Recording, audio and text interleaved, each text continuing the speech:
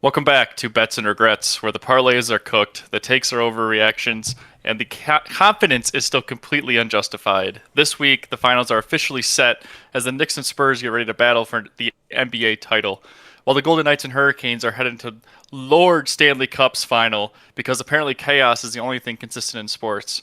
We've also got NFL offseason madness now that the new NFL year is upon us. Myles Garrett gets shipped to the Rams in a blockbuster deal. OBJ is back with the Giants. Is it 2015 again?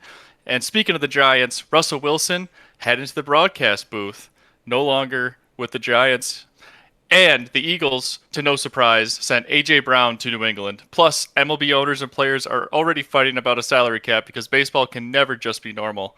Grab a drink, ignore your betting record, and let's get into it. I'm Brogan. I'm Sean. And I'm Nick. Holy fuck, that intro was long because there is a lot happening in the sports world. And, man, I can't wait to break it all down. But before we do that, let's get into a recap of last week. Sean was the champion of this pod, going 3-1 in his locks. I went 2-2, and unfortunately for Nick, he went 1-3. Nick, do you have any regrets while going 1-3? I'm dog shit at hockey, apparently. We started off hot. Now we're not so hot. Obviously, we had Dorio. I'm horrible with names, as you guys know. Sound it out. Dorio Fiveev. There you go. Sure. Got it. Didn't score. Okay. The puck line was just a 2, right? So, Fiveev didn't score. Knights Avalanche puck line. The Knights obviously won, but they won by 2 points. Okay. Which was fucking ass for me. Because I definitely thought that the Knights and the Avalanche defense would have kept it a little bit closer in scoring. I think for their last game, I think the Knights kind of ran away with it. And then Knights Avalanche, the under also hit too, right? So that's the only thing that hit. All right, their defense came together. Their under hit at 6.5. I think it was the score was 4-2, if I remember correctly. So I knew defense was going to be there. I just thought it was going to be a little bit closer. So I don't know. I don't really regret too much of betting the puck line. I would probably do that every single time. I definitely think that hits at least 60-something% of the time. So I feel like that we got a little bit unlucky with that puck line. And then I also busted the parlay of the week because I doubled down on that fucking puck line. Because that's what I do, baby. We double down, and when it hits, it's awesome. When it doesn't hit, we are in fucking red territory. So we are all about playing the odds out here, baby. So I'm 1-3, okay, which means I have 3 shots, and then 1 additional shot for fucking up the parlay of the week. So I have 4 shots, but I don't have any hard liquor, so we're gonna be rocking out with this Boardwalk beer. Boardwalk.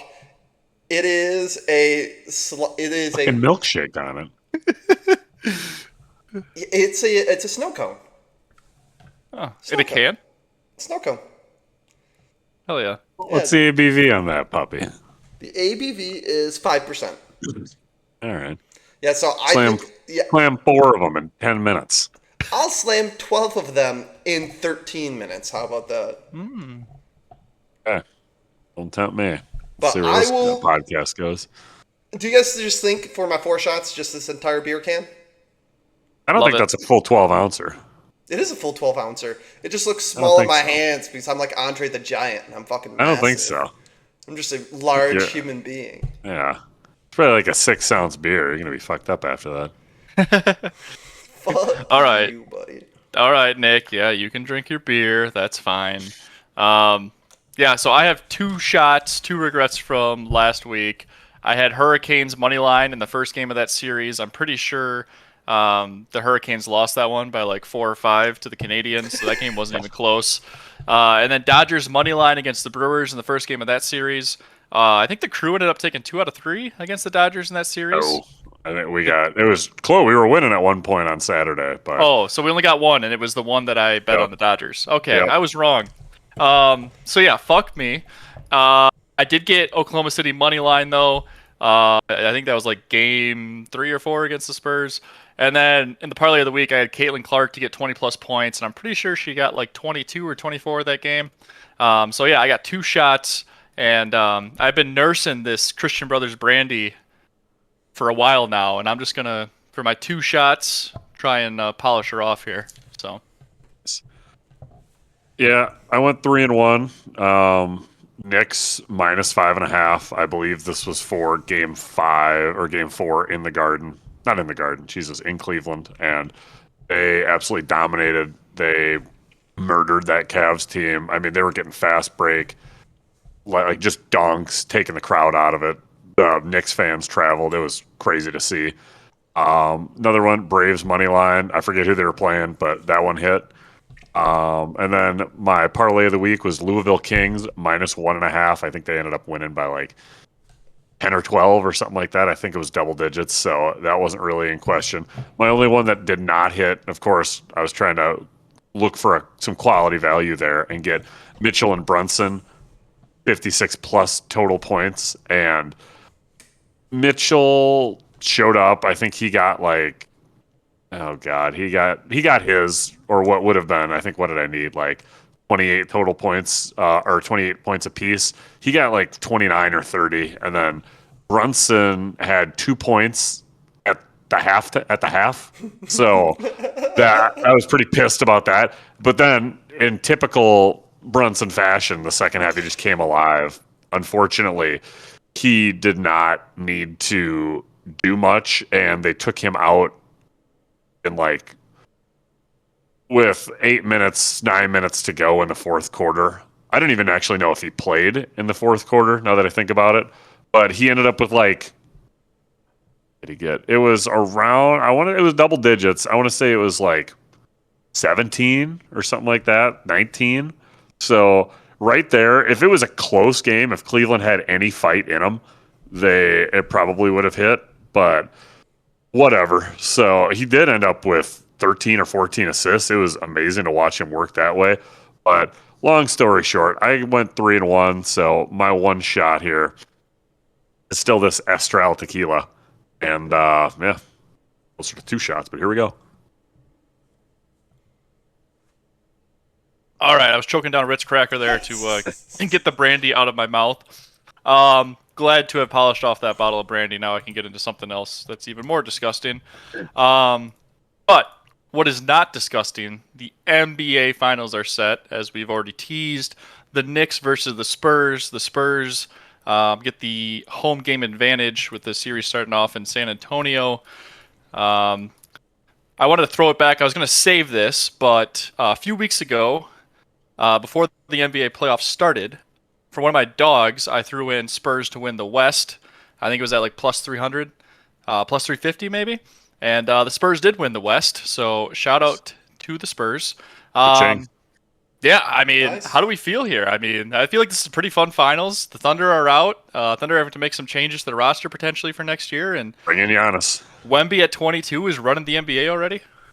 I don't know. Did you see his like emotion that poured out of him after he was like crying and shit? And I mean, yeah, it's like he won the finals. Yeah, so I'm really wondering if they shot their load too early, but I don't think so, because both these teams Knicks are relatively young. They're late 20s, early 30s. I mean, it's a veteran cast going against a team that is pretty much just centered around the three young core pieces of the lottery. I mean, they got 1, 2, and 4 in the last 3 lottery picks. So Dylan Harper is awesome. I mean, Stephon Castle's amazing with the ball, and he's a quality defender. And then Wemby, I mean, he's what more do we need to say about that guy? I think it'll be interesting. I think the Knicks could give him trouble with the Mitchell Robinson aspect of it, kind of making him uncomfortable with another big down there who's physical and gets offensive rebounds. But I hope this goes 7 games, but I'd like to see the Spurs win. This is going to be one of the first NBA Finals in a long time where I haven't had necessarily a rooting interest on either side. Financially, I'm a little bit tied to the Spurs, but I'm all right. The Knicks made me some money along the way, so I just hope it goes go 6, go 7. A lot of overtimes. Yeah, I actually saw that this is like the 8th straight year that the NBA will have a different title winner, which is kind of fun. When you're living in the world of sports, you see, a lot of dynasties rise and fall. Doesn't matter what sport you're a part of.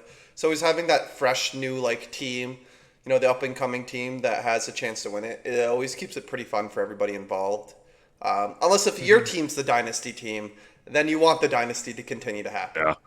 Well, typically the salary cap and the way the apron systems are laid out, where it's meant to penalize the teams that spend a lot of money to keep these bigger pieces intact. Then technically there's no hard cap, but you get penalized after you go over a certain amount, whether it's trying to make multiplayer trades. If you're over, I think, the first or second apron, you can't do that. It has to be a player for a player or something along those lines. So it just kind of hinders that.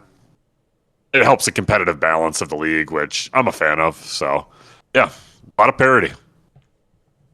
Yeah, the Thunder and the Spurs get to take care of the tanking right before Adam Silver and the NBA says no mas to tanking. So they'll probably be the dynasties here for the next 5 to 10 years, since nobody else is able to tank successfully anymore. Sean, do you have any reservations against the anti-tanking rules in the NBA? No, not necessarily. I mean, it really is unfortunate that when we're trying to unload Giannis for a boatload of picks, everybody wants to hang on to those picks now because suddenly it's worth a lot more. And I think, what is it? It's the 4 through 10 or 5 through 10, essentially all of the same odds. So Some of those questionable, just outside looking in teams might want to hold on to those picks now because they might get a top 5 pick. But I don't know. I think if OKC needs to make some drastic changes, they need a Wemby stopper like the Greek Freak and Giannis. And I'd say you give Milwaukee all the picks. We'll take Chet. I mean, clearly he wasn't doing much there, but we'll see. Mm-hmm. All right. Well, yeah. I mean, speaking about changes to leagues, the MLB is on the verge of a lockout next season. And the owners proposed a salary cap along with a salary floor. Pretty interesting there, right? I think there was 13 or 14 teams that don't currently fit in that window. There's 4 or 5 up top, and then another double digit, I think, or close to double digit, that are not spending enough money. I think the floor's good for the sport, but I feel like you're going to be hard pressed to get the players to ever agree to a salary cap. Right. What I'm more intrigued about is the revenue sharing for the clubs, where it's the Dodgers and the Brewers essentially would get the same amount from the TV deals and everything, which I feel is super important and just healthy for the league. I mean, that's what the NFL does. Obviously, they have a hard salary cap. And I just feel like that's the smart move to make. Obviously, these cheap-ass owners aren't going to keep funneling money into their team because eventually they're going to go bankrupt. Especially if nobody supports. So I think that's a great way to just keep fans at least relatively entertained if you're having a competitive product out on the field, because sure, everybody gets super into baseball. April, May, especially once the dog days. Yeah, once the dog days, exactly. Once the dog days get going in August and September, you tend to not see a lot of people at the ballpark if your team is out of it, which very well could be by the All-Star break, and there's not really a lot of incentives besides dollar dogs and the novelty bobblehead nights to go. So they're having Naruto night. They are. Oh yeah, but that's for your first place Milwaukee Brewers. So, and speaking of fans potentially losing interest as the season goes on, I believe we never got Nick to confirm who his second team in the MLB is, specifically NL team. I know he's a Yankees fan. Mm-hmm. Nick, did you ever pick your NL team? Do you not pay attention to the podcast? I do not. I can't remember. Oh, it's the D-backs, baby. The Diamondbacks. You went with the Snakes, huh? Uh-huh. I went with the Snakes because I have a snake. So I was like, snake for a snake. All right. Yeah. I don't hate that. All right. Well, in other major sports news, we teased it in the intro. The Golden Knights and Hurricanes for Lord Stanley's Cup in the NHL. Nick was on top of this from before the postseason even started. Hurricanes are a wagon. Nick, do you have anything else to say besides the Hurricanes are going to absolutely shit on the Golden Knights? I don't think they're going to shit on them. I mean, the Hurricanes are going to win. Are they going to shit on them? Probably not. Oh, actually, they probably will. Watching their last game, I went to one of the local bars to go watch the last Hurricane game, and when it got to be like 5-1 or some shit like that, I just tuned out. I'm like, dude, the Hurricanes are just so much better than everybody else in the sport right now. That it almost takes a lot of the fun out of it. It's like watching the what was a really dominant NFL team? We'll just go with the Tom Brady 20 Patriots? 07 Patriots. Yeah. We'll go with the 2010 Packers making the the wild Yeah. card, and then just watching them just like shit plow through everybody through the playoffs. Now, obviously, that's a bad. That's Wouldn't say that, shit it was like plowing it was like the 2016 Patriots. 2017 Patriots. I think they won that year. 20. Fuck. No, they won 16. 2014, 2016, Yeah. 2017, I think. Yeah, they won 16. Okay, so yeah, it was like one of those years where it's just like, yeah, this team's probably gonna win because they just have all the key pieces and they're firing on all cylinders, and that's essentially what the Hurricanes have. They have one of the best offenses and they have one of the best defenses. So it's just like, what the fuck can you do against that? So good luck to the Knights. The Knights actually beat the Avalanche, who I thought was going to make it there. Beat the shit out of them. Yeah, the Knights, I know they have. I think they have like a top 3 defense in the league. They still have Marc-Andre Fleury. Off the rip, I cannot tell you if they do. No, they Probably do not. Oh, that's Nope. tragic. Yeah, I don't know. I think the Knights are going to really try their best to slow down the Hurricanes. It's just if they're going to be able to do that. And I don't think they're going to be able to do that. So I could see the Hurricanes dropping one, maybe 2. But other than that, the Hurricanes are going to pretty handily win this. Well, talking about trying to maybe slow down some things, it's going to be tough for opposing offenses to slow down the Rams next season with Myles Garrett getting traded to them for Jared Verse and multiple draft picks. What do we think about the Rams going out and getting a defensive player of the year, perennial defensive player of the year player, Myles Garrett? I think one fun stat I saw is right. I think the Super Bowl is going to be in LA again this year. When it was in LA the last time, they traded Goff to the Lions, I believe, for Stafford. And then now this year, they're trading for Myles Garrett, just going all in when the Super Bowl's in Los Angeles. Is Myles Garrett the missing piece to push the Rams to a Super Bowl title? Aaron Donald's coming out of retirement, and they're going to have the greatest D-line of all time. It'd be pretty sick. But it's more puzzling to me. Why? I completely get the move. I wish the Packers would have done it. We just don't have the picks at the moment. But why spend that 13th overall pick on a quarterback who's not going to see the field this year unless Matt Stafford gets hurt? And if a rookie quarterback's taking Matt Stafford's place, that team's probably not going to be competing. So I don't know why we wouldn't have invested in like an offensive line, maybe more in the secondary. I don't know. That move is more baffling. Maybe they're just looking for stability in the future. I mean, Matthew Stafford signed for just shy of a $50 million deal this year. And so it's going to give them time. I mean, like, yeah, are they going to be super competitive? Probably not. But Well, right, but who was it? Simpson? Yeah. Yeah, he's not the answer. He's not. I'll tell you that right now. I'll make that statement right here. Not going to work here much longer. Yeah, but you could say that about like Sam Darnold to the Seahawks. Everybody likes to bring that one up, and I'm going to bring that one up, right? It's just like you can be like Sam Darnold's not the answer, but then he wins a fucking Super Bowl. So Sam Darnold was also 20. I don't know how old Simpson is, but he showed us something. Simpson, did Alabama even make the college football playoffs? Yeah, Alabama had to have made it, didn't they? Did they? Hell yeah. I have no idea. I just know that I've seen Alabama games. Wasn't overly impressed. Yeah, I'm not.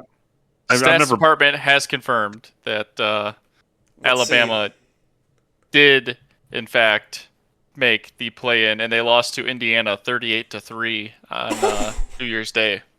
Oh. Oh yeah. So, How could we have forgotten that barn right. burner? And Looks like Simpson looked real good there against he was 12 for quality 16 with defense. 67 yards. Looks like he'll fit right in the NFL. Yeah, And now that'll translate great. I'm not a Simpson believer. All right, I don't give a shit about Ty Simpson, but like, I can see why they would want to do it because literally, think about it. If you're the GM, okay, think about it if you're the GM. If you're going all in to win these Super Bowls right now, you're fucking over the future. But like, you want to have some sort of like piece that's gonna keep everything together and prevent everything from falling apart. And if everything falls apart, you lose your job as a GM. So I feel like he's a little bit grasping at straws for like 3 years down the road when he has this fucking roll somebody out there. He's hoping that Matthew Stafford gives him enough of the sauce for him to be a competent quarterback in the league rather than just pushing out some rookie. Yeah, but I think at this point, It's job security, man. I forgot about whoever the whoever was picked around that time. But like, yeah, I was looking up the depth chart here. Stetson Bennett. The Stetson Bennett's not a great quarterback either. He's another SEC product, but you're not gonna roll with Stetson Bennett. You're gonna rather take the younger guy. I don't know. I feel like it could have been allocated elsewhere a little bit better, those draft assets, but what do I know? I'm just a guy that talks about it. Yeah. Well, Vegas loves it. I think the Rams went from like plus 700 to plus 600 or plus 550. So Yeah, the move itself is phenomenal. Yeah. You just don't seem as hyped as I thought you were going to be, Sean.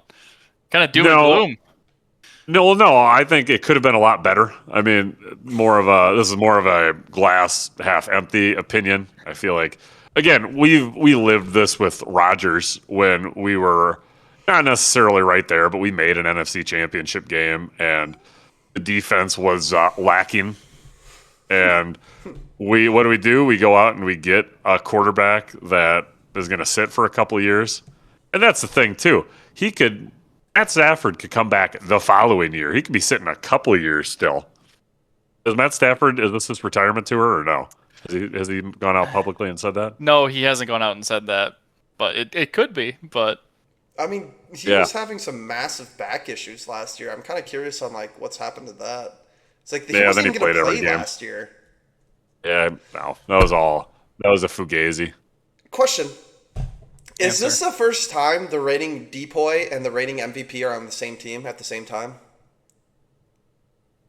Like from the same year, the DPOY and the MVP both on the same team. let's see if our friendly AI can answer that question for us. Stat that. Because that's kind of exciting, like as a Rams fan, be like, yeah, we got the best offensive player in the league, and we got the best defensive player in the league, and you have Matthew Stafford. It makes it a lot more interesting and a lot tighter of a race with the Seahawks. I mean, eventually we're going to do a division preview. We've been teasing it. Maybe we'll get it out. Dude, sometime in June.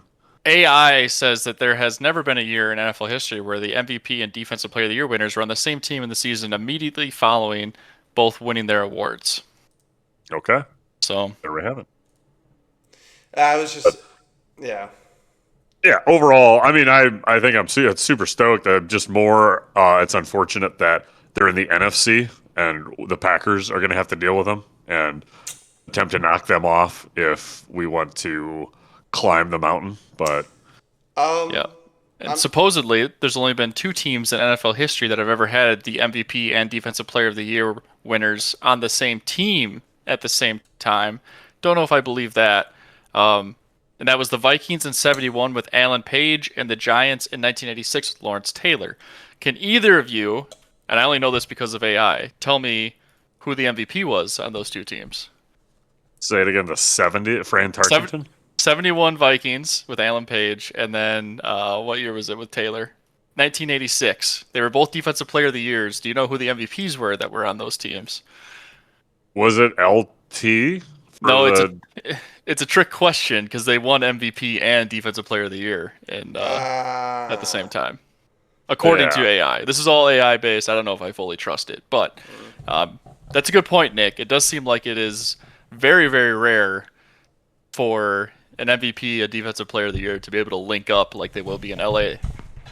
And I just think that's just kind of exciting, you know. It's exciting as a Rams fan, and we were kind of diving into it. Like, it sucks for our Packers, having to go against all that shit in the NFC. But it's gonna be quite exciting even for a football watcher, football enjoyer, to be able to go out there and watch a Rams game and watch one of the best, the best offensive player and the best defensive player all in one game. I think that's gonna be pretty fun to watch, genuinely. Both sides of the ball. That NFC West division is going to be a dogfight.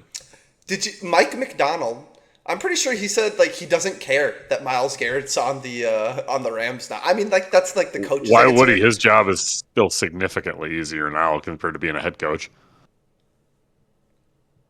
I said, "Oh, Mike McDonald. I gotcha. I thought you meant Mike McDaniel. I was like, wait, he's the Chargers. Never mind." No. Yeah, so, I mean, a little bit cold from him, which what is a coach supposed to say? Like, oh, I'm shaking my boots, that Myles Garrett's out here. So, I don't know. I think the entire division, from the Niners, everybody else except for the Cardinals, are definitely put on watch. And there you have a lot that they're going to have to put forward this season to even be able to compete with the Rams. We just take a moment of silence for Jared versus career.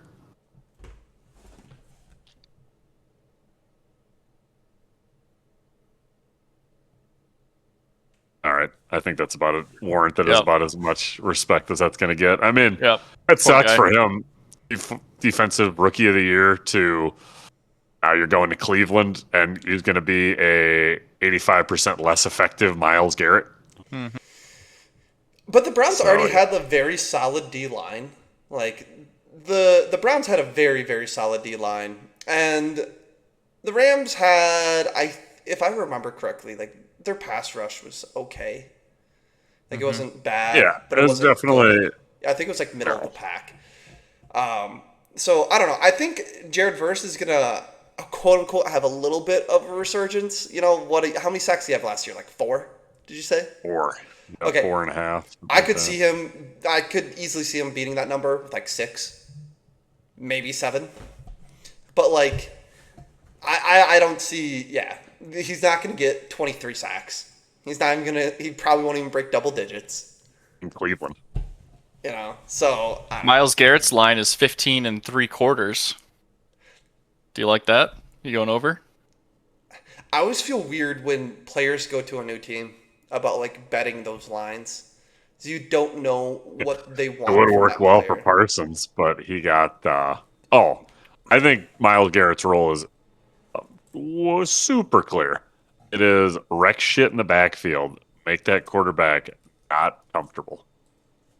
True. He's going to be a pass rusher through and through. I mean, they're going to be. It's just going to be whether or not he's going to It's not going to be the Micah Parsons line him up at nose or anywhere on the line. He's going to just be strictly edge. Yeah. Yeah, he's not going to drop back into coverage. I mean, only the Packers have our pass rush guys guard the number one receiver on the opposing team. That's really, truly only Joe Brady style defense. Joe Barry and Joe Barry. See, whatever. I already forgot a fucking clown's name. Dude, do you guys remember that clip of Preston Smith lining up one-on-one against Justin Jefferson? Yeah. Mm-hmm. I don't think he caught that shit either. Burned in my brain. Okay. I just want to make sure that everybody else Keyshawn Nixon. God damn, what a secondary. CB1. Well, while we're on the Packers kind of train here, unfortunately, some terrible allegations came out against Josh Jacobs. I completely forgot about this. Terrible allegations, if true. I believe at the time of recording, which is June 1st, there has not been any formal charges filed. I could be out to date on this.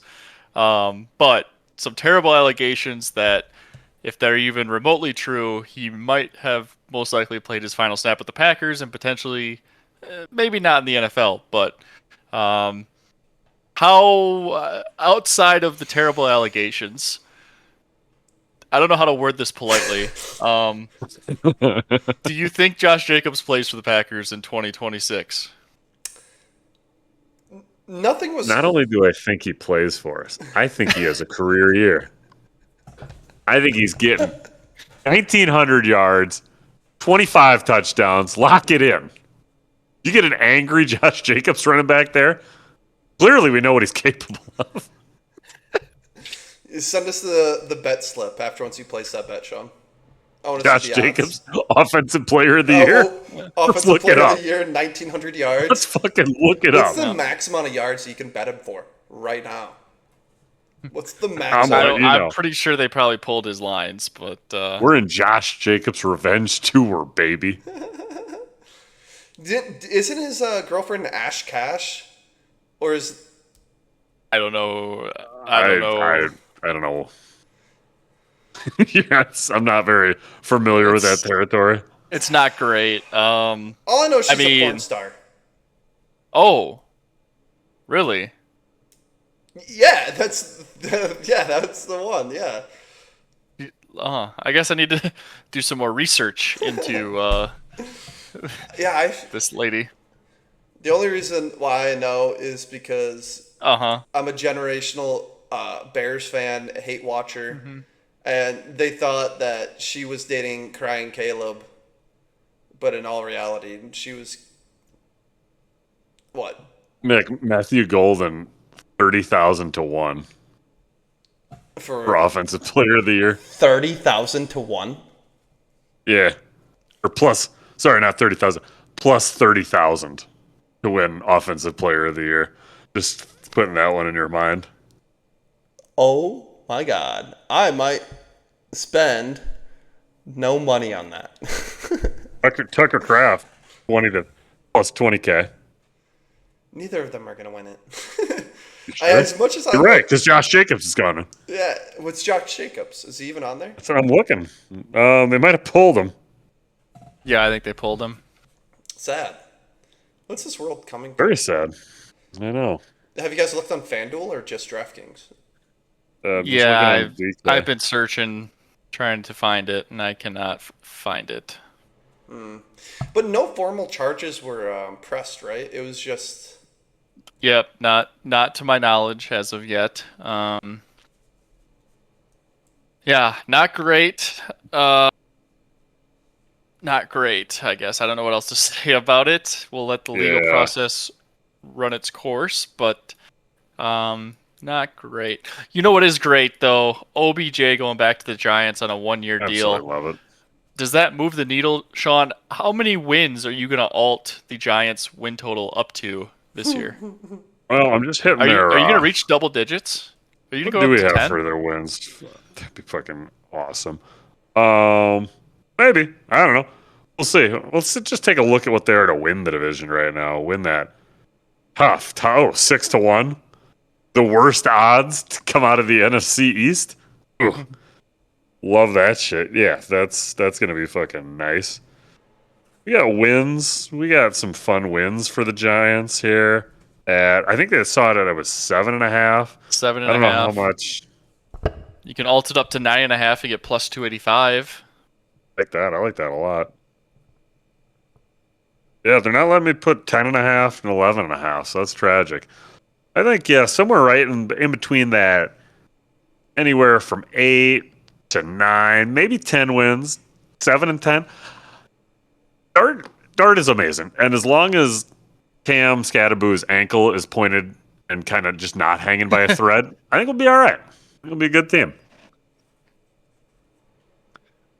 Well, stay tuned. I know I've been plugging it pretty much every pod, but coming up, we will have a episode where we break down every NFL division, every team, and give our thoughts on win totals, futures to bet heading into the NFL season.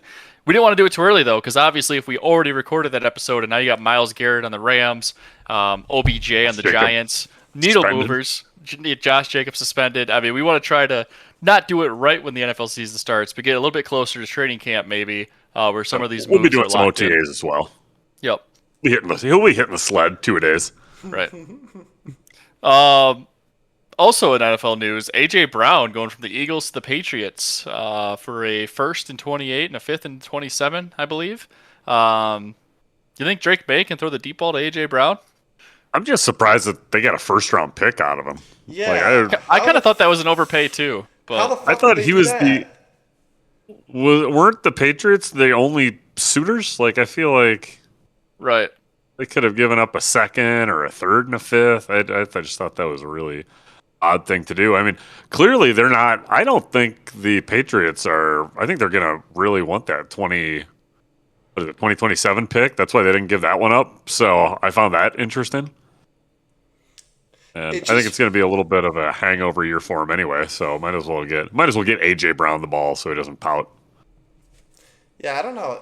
When I saw it was like for a first rounder, I'm like, really?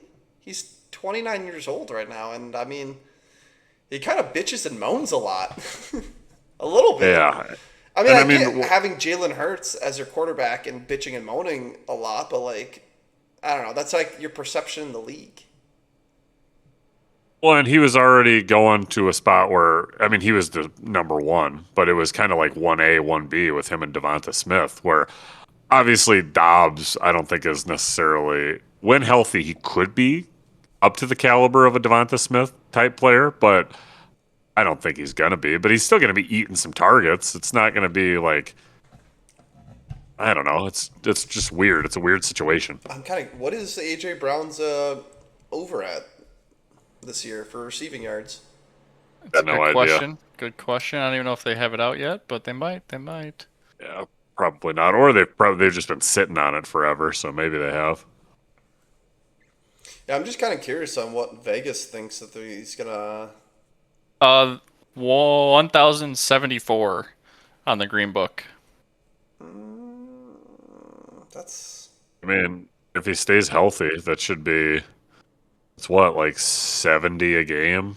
Yeah, Something like that. 1,100 on the Blue Book. So if you like the over, Green Book's got 25 extra yards there Yeah. that you get for Hey. free. I do just need to point out that the Brewers were down 2-0 going in They're against the like Giants. 12-2 and or something now. They have gone 16 unanswered. Ooh, Jesus Christ. that's Belt a to lot. ass. Well, Wow. they- Okay. what's the most amount of yards that Christian Watson's ever had in this season? 700.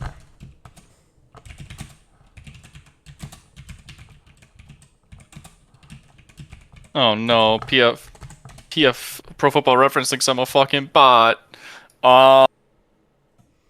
620. Okay. He's gone 611, 422, 620, 611.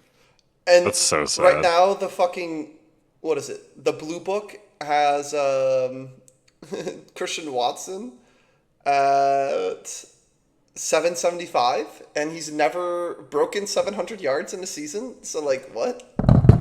Yeah, I mean, I think Watson, I mean, number the one. injury.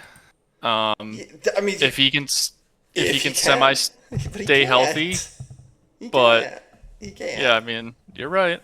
I don't like betting. I don't like betting Packer futures. There's too much. You got the Tucker Craft variable. Who knows about Jaden Reed? I mean, saying fuck Matthew Golden. Golden's winning Offensive Player of the Year. I'm saying If slam Jacobs the under. can't, Golden. Yeah. Slam the under on that Christian Watson fucking receiving yards. Like 770 is a lot for a guy who's Let's- never broke 700. It's 800 on the Green Book. That's ridiculous. That's Yeah, too that one. much. That's too Minus- much. Maybe he Minus finally 110. emerges. Maybe he Finally finally he's been in the emerges. league since what, 2020? I didn't realize you were this adamant of a Christian Watson hater. I'm not That a you What do you think love Antavian Wicks. I am Since not a we're going Christian down Watson this hater. this road here, what do you think Devontae Adams is set at? His line. Probably like 1105 or something. No. What if I told you it was the same as Christian Watson, right at 100 or 800? I was about to say it was probably really. That's sad. So that who do you believe in getting more yards in the next season, Devontae Adams or Christian Watson? Ooh. I mean, Watson's got glass bones, but Adams is old. Like it doesn't. I mean, his hip could give. Okay, well, so if you take away 2024, where he played, well, never mind. Actually, no, 20. Never mind. The last time Devontae Adams had less than 775, which is currently his line in the Green Book, was 2015. correct. I say the Obama administration. God damn it. The GOAT. So I mean, I know he's going to be 34 this year, but that line on Adams also seems a little wild. So Something stinks there. there's a lot of stinky props right now for the season. It seems like so. I'm gonna start dabbling in some Tune in during the futures. summer. Tune in during the summer while we sift through this shit. We will sift through all the shit for you and come out with the stinkiest of props. Something else that might be a Hazmat little suits. it's a little stanky. Russell Wilson joining the CBS booth. I don't know if Russ is going to really translate well to the broadcast game. He's boring. I don't think. Get Jameson there. Like, what's he going to do? Like, CBS, let's ride? Or, like, what? CBS, I don't know. Let's... I'm kind of over Russell Wilson. I mean, I like that he went was a Badger and all that, but I don't. He's never really like. If he retired captivated. instead of going to the Broncos, was he a Hall of Famer? Yeah. I think so. Yeah. I mean, he was Going like, to the Broncos cost him. dude, like his last couple of seasons, like with Seattle, like even his down year, he was like competing for top quarterback. I think like a couple of years he had 40 plus touchdowns. You know, like there was like a 3-year stretch where he had like 40 plus touchdowns, and then he took a slight step back when Seattle went down the shitter for that little brief period in time. I mean, where he had only Doug like Baldwin, 30-something Tyler touchdowns. Lockett. He had weapons. It was fun. It was a fun team. Yeah, like Russell Wilson, he has 2 Super Bowls. Yeah. No. Yeah. And isn't he the youngest quarterback ever to win a Super Bowl? No. Let me check. You sound so unsure.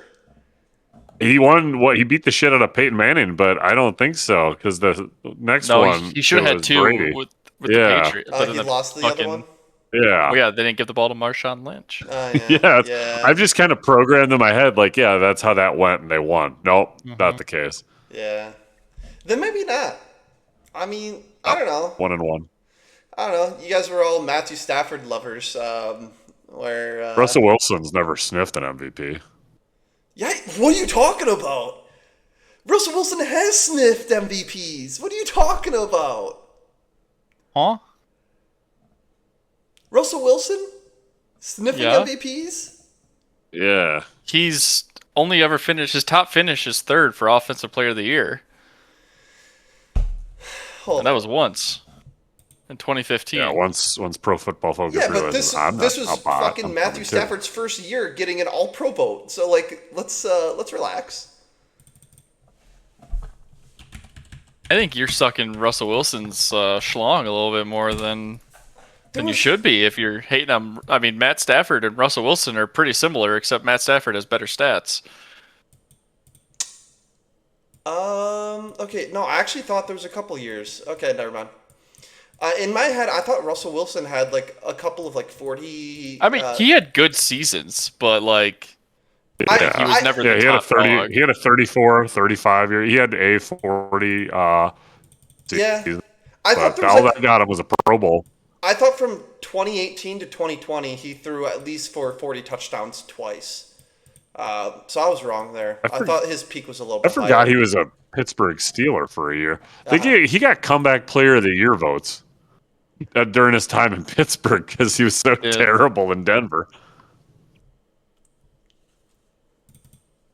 Yeah, I mean, just his Seattle tenure alone. Yeah, unfortunately, 37,000 yards. I don't love it, honestly. I think this whole bringing players into the booth just because they're done playing is like kind of stupid. Tony Romo worked. Greg Olson I like, but like I feel like they're just kind of forcing people at this point instead of like people that maybe belong. I don't know. Yeah. So Yeah, I don't necessarily love it. I mean, some of them are like personalities. Like, if you can get a Jameson there, I'll go to bat for well, him right. any day of the week. Like, some of those guys are going to be just fine. Hmm. But Yeah. Well, then I think that kind of wraps up the NFL news. Unless there's anything that I'm missing. Anything you no, boys want but to? I am glad that we held out until the start of the new league year. I didn't even think about Hmm. that. Yeah, a Oh, lot of news broke today. Crying Caleb is unofficially the face of Madden this year. That got Really? leaked. I Are you didn't going see to buy that. it? Oh yeah, that got leaked.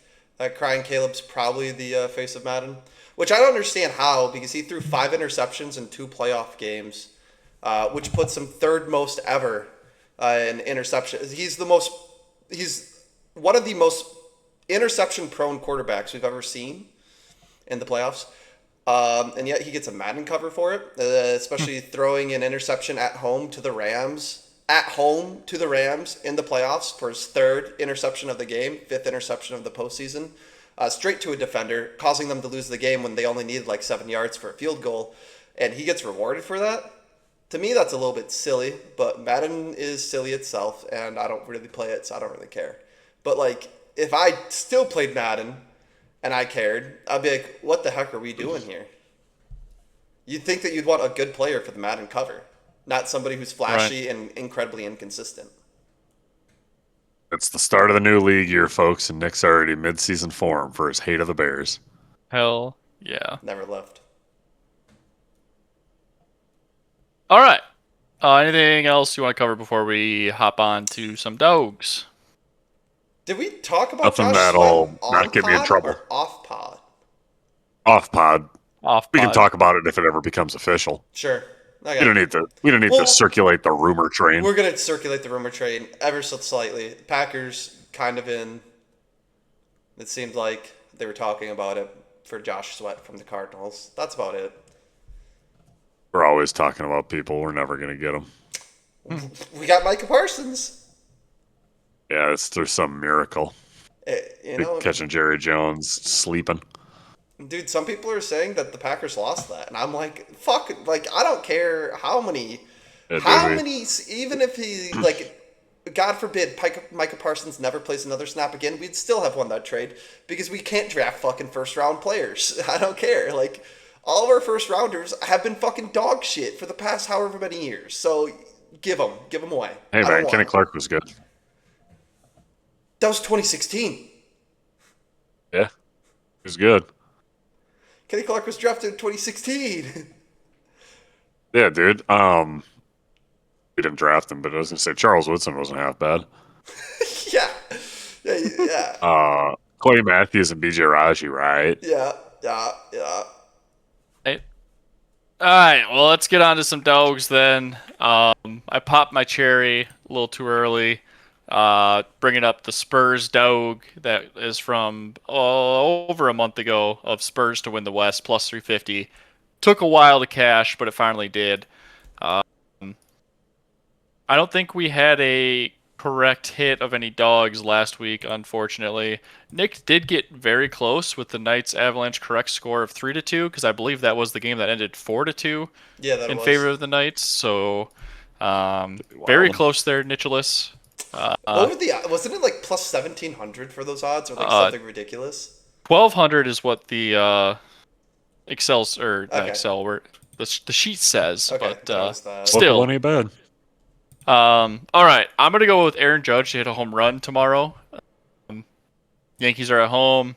It's almost plus 300, and on June 2nd, Aaron Judge is gonna hit a bomb against the Guardians. Sweet. Almost 300. That's a nice one. But I do have a plus 300 one of Xander Schauffele to finish top 5 in the Memorial Tournament. Let's go. That one's nice. That one's nice. Nick, you gonna be barking with any dogs this week? I'm going to be barking with the no dogs this week. Yeah, no dogs. Sad. Okay, well that's all right. That's all right. Seeing that it is June 1st, did you want to talk about the Nerfies for May at all, or shall we skip over them? Nah, I mean, not the best of spots. We didn't go. We were a game above 500, so not the best. But again, only tweeting out one nerfy pick a day, and some days it is tough because there's like 4 total games on, and 3 of them won't hit. So just kind of we'll get there. We'll get there. Still tweaking it with the model. Yeah, and I mean, I will say April was a good month of 17 and 12. May was maybe down a little bit at 16 and 15, but still positive. So it's good to see. And the dedication, like you said, to have a daily nerfy. Where can we find those nerfies at? Yeah. You can find them at our X or Twitter, however you view your streaming platforms at E_A_R_R podcast. That sounds about That's right. a question? Yeah, that is right. That is right. Yep. Sweet. All right, well then let's move into our locks for this week. Sean, since you went 3-1 last week, you have the honors. Lovely.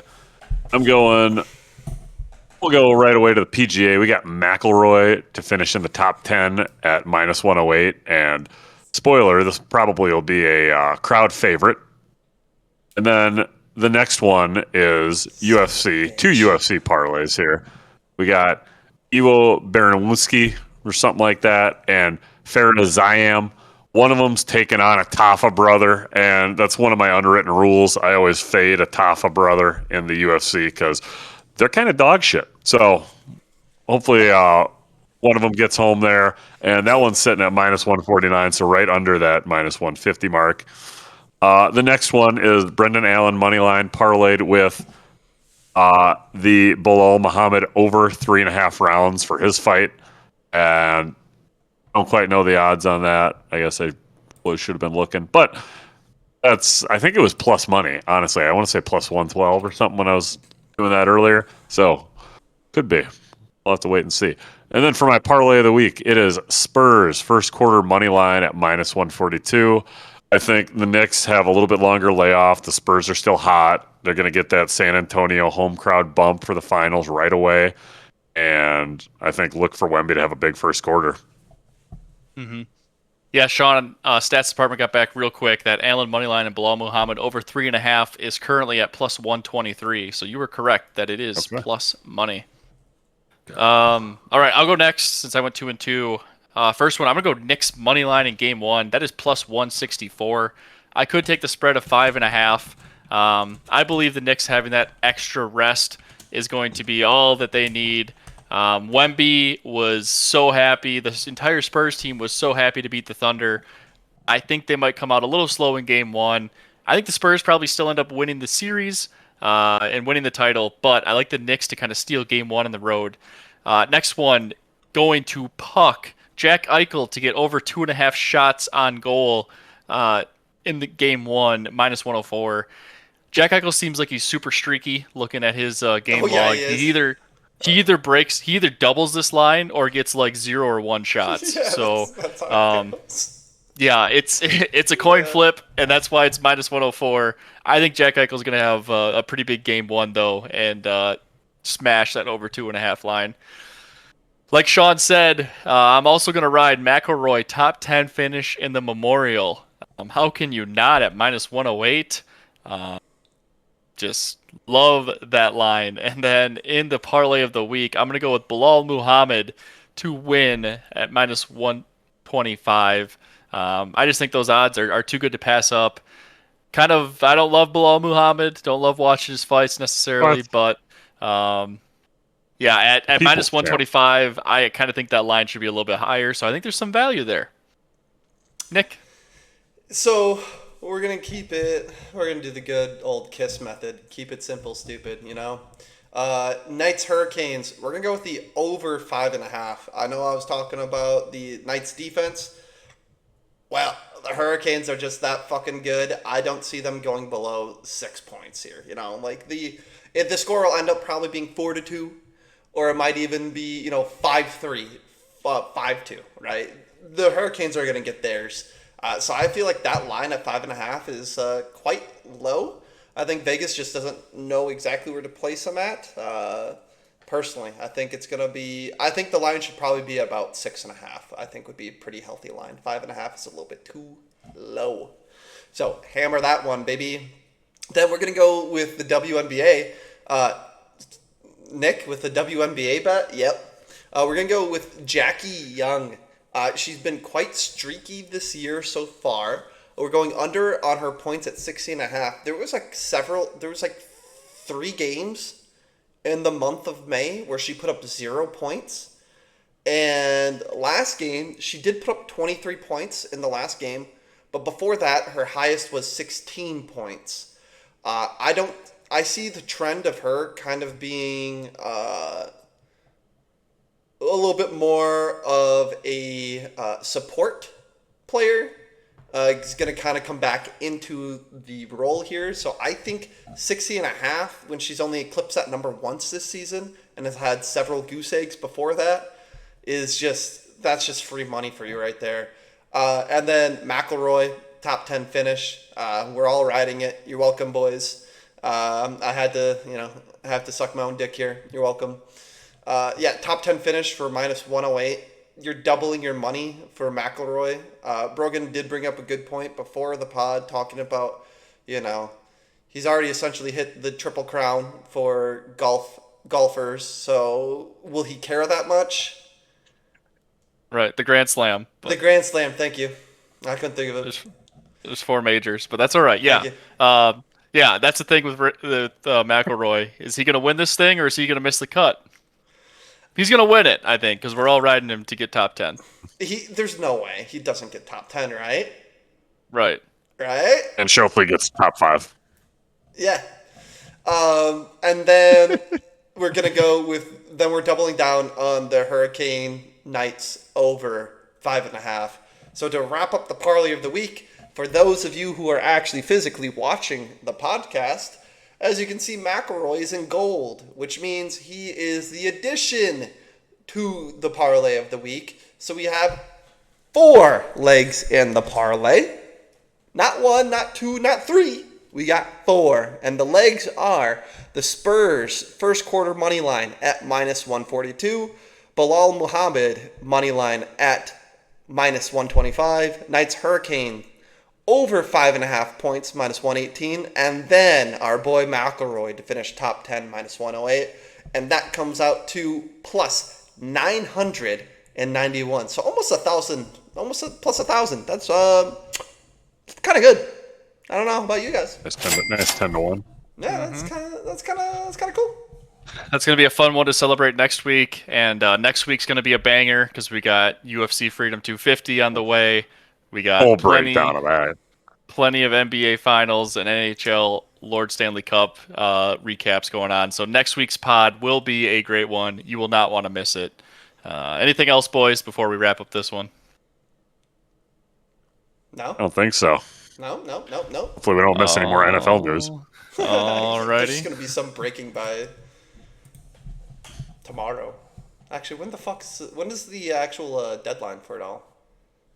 Great question. Rate, review, subscribe, folks. Oh, there we You're going to stumble through another one.